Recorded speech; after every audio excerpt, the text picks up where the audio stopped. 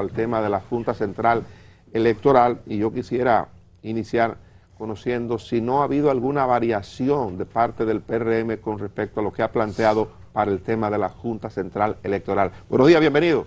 Muchas gracias, un placer para mí estar aquí hoy mismo. El Partido Revolucionario Moderno ha sido históricamente coherente con su posición en relación a la Junta.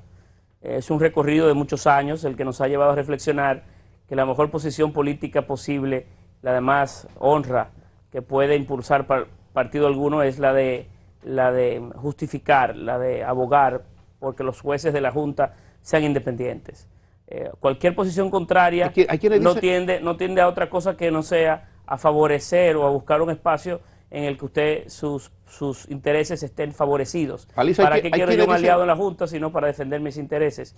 Y esa no es la posición más noble que puede acompañar a un partido político que dice ser democrático. Hay quienes dicen que no hay tales independientes, que dónde buscarlos.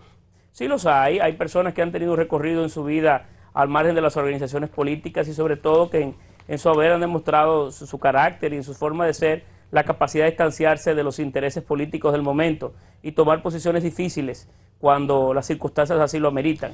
Eso es lo que buscamos, personas que tengan esa capacidad y que tengan ese recorrido, esa formación personal, profesional, en el que no lo podemos sindicalizar con ninguna de las organizaciones del sistema. ¿Será posible lo del consenso que plantea el Partido de la Liberación Dominicana?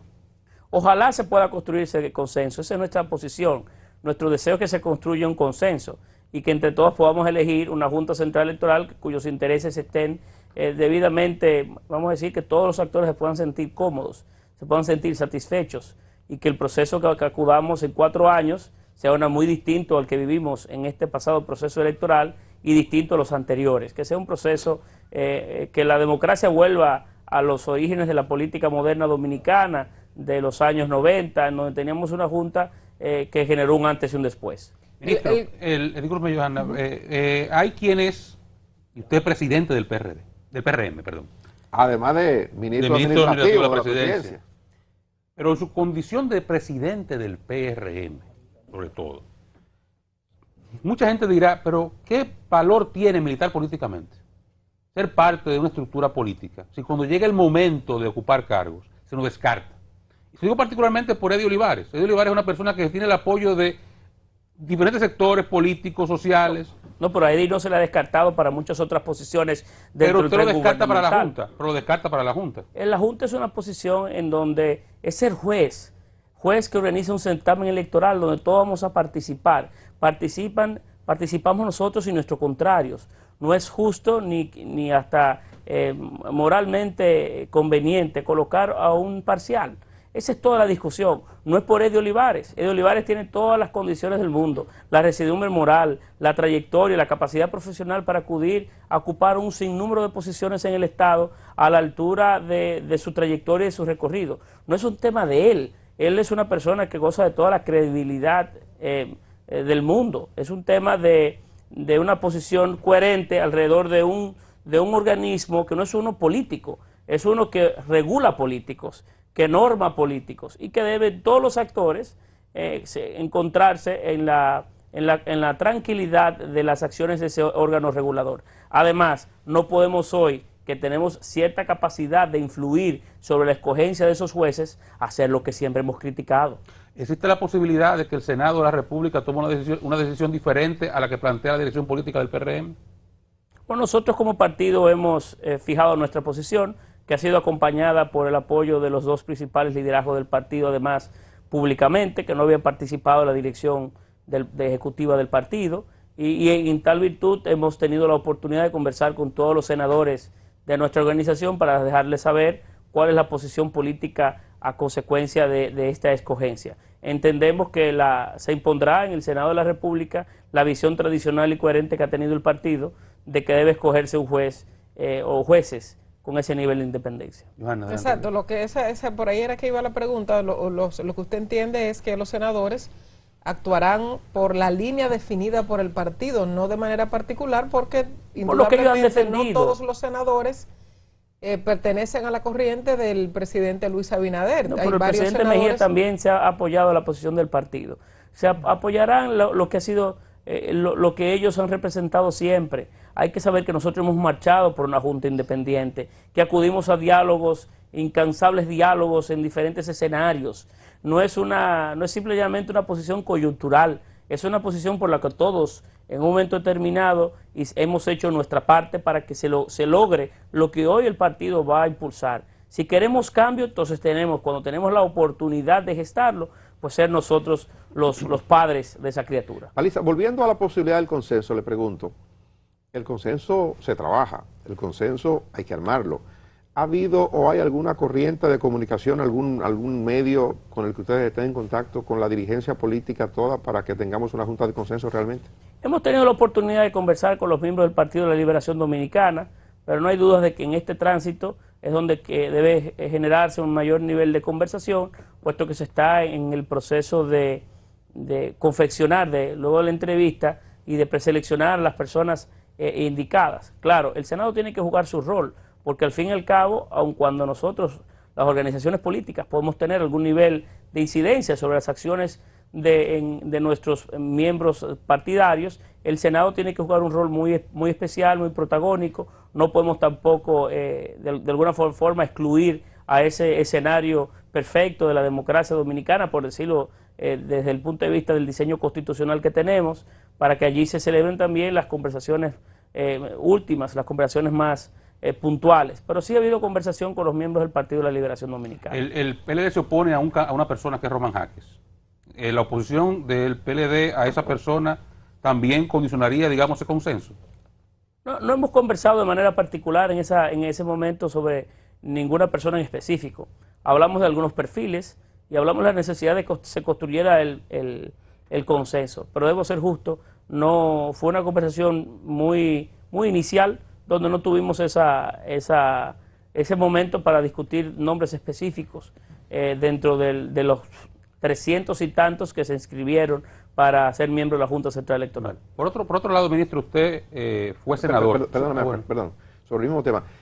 ¿Se ha designado a una persona o a un grupo de personas dentro del PRM para que pudiera desarrollar ese diálogo, esa conversación con las demás fuerzas políticas para lo del consenso? ¿Hay alguien que está encargado de eso? ¿O usted solo como presidente del partido lo estaría haciendo? No, en realidad toda la dinámica principal hoy se lleva en el marco del Senado de la República, donde allí se están dando los pasos correspondientes y en donde la comisión que se ha designado hay una representación de todos los partidos políticos. Claro, de manera bilateral y particular, nosotros como presidente del partido hemos conversado con diferentes organizaciones políticas del sistema.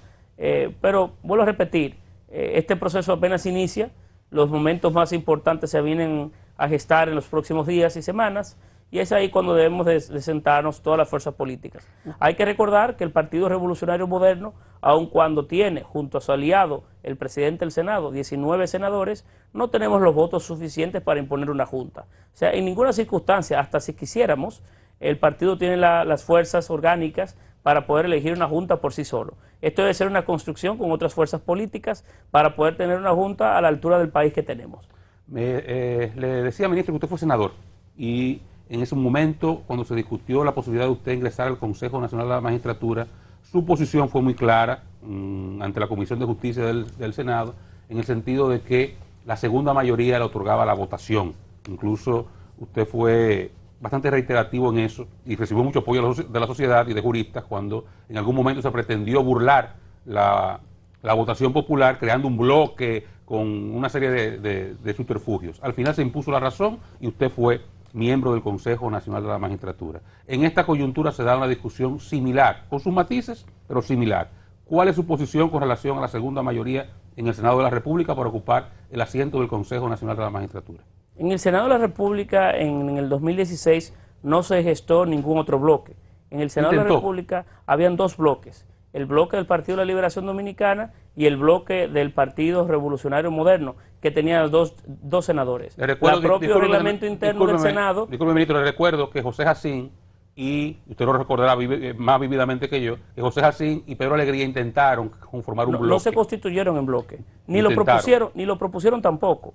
El reglamento interno del Senado de la República estipula que para constituirse en bloque debe haber dos o más senadores. Esos dos senadores se mantuvieron fiel a las organizaciones que lo eligieron y no hubo tal proceso. En el Senado de la República, para usted que determinar, en mi visión, en mi entender, las mayorías es muy fácil. Apenas hay que contar. Usted cuenta y sabe quién tiene más y quién tiene menos. Nosotros somos la primera mayoría. No es un discurso que vamos nosotros a impulsar o a llevar de que nosotros tenemos un presidente diferente a la de nuestra organización. ¿Y quién sería la segunda? Nosotros estamos representados en el apoyo que le dimos a Eduardo Estrellas en conciencia y conocimiento de que ese apoyo generaría que él ocupara uno de los asientos en el Consejo Nacional de la Magistratura, y nuestra posición con relación al tema no debe estar en discusión. Entonces la segunda mayoría para el presidente del PRM es Fuerza del Pueblo. El que tenga mayor cantidad de senadores presentes. Y eso es muy fácil de contar. Esa es mi opinión, ¿verdad? En el pasado. Pero el Senado tendría que jugar su rol, y me imagino que el procedimiento normal de estos temas, como fue en el caso mío, se envía a una comisión, a la Comisión de Justicia o un especial que se cree para que pueda determinar ese particular. En el pasado, ministro, le recuerdo que se descalificaban a las personas que eran elegidas en la misma boleta del partido que ostentaba la primera mayoría. Y en este caso, los senadores de la Fuerza del Pueblo, todos, salvo los tránsfugas del PLD, fueron seleccionados en la boleta del PRM. Entonces, ¿usted quiere decir que los senadores de la Fuerza del Pueblo son de nosotros?